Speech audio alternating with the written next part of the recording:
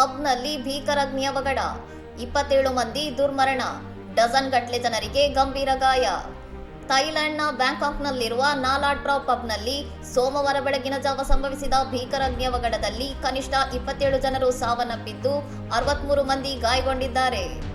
ಮಧ್ಯರಾತ್ರಿ ಸಂಗೀತ ಕಾರ್ಯಕ್ರಮ ನಡೆಯುತ್ತಿದ್ದಾಗ ವೇದಿಕೆಯ ಸಮೀಪದ ಸರ್ಕ್ಯೂಟ್ ಬ್ರೇಕರ್ನಲ್ಲಿ ಶಾರ್ಟ್ ಸರ್ಕ್ಯೂಟ್ನಿಂದ ಹೊಗೆ ಕಾಣಿಸಿಕೊಂಡು ಕ್ಷಣಾರ್ಧದಲ್ಲಿ ಬೆಂಕಿ ಇಡೀ ಪಬ್ಗೆ ವ್ಯಾಪಿಸಿದೆ.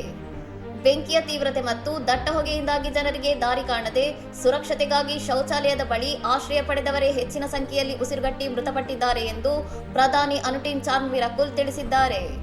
ವಿಷಯ ತಿಳಿಯುತ್ತಿದ್ದಂತೆ ಸ್ಥಳಕ್ಕೆ ದೌಡಾಯಿಸಿದ ಅಗ್ನಿಶಾಮಕ ದಳದವರು ಸುಮಾರು 30 ನಿಮಿಷಗಳ ಕಾರ್ಯಾಚರಣೆಯ ಬಳಿಕ ಬೆಂಕಿಯನ್ನು ನಿಯಂತ್ರಣಕ್ಕೆ ತಂದಿದ್ದು ಪಬ್ ಸಂಪೂರ್ಣವಾಗಿ ಭಸ್ಮವಾಗಿದೆ.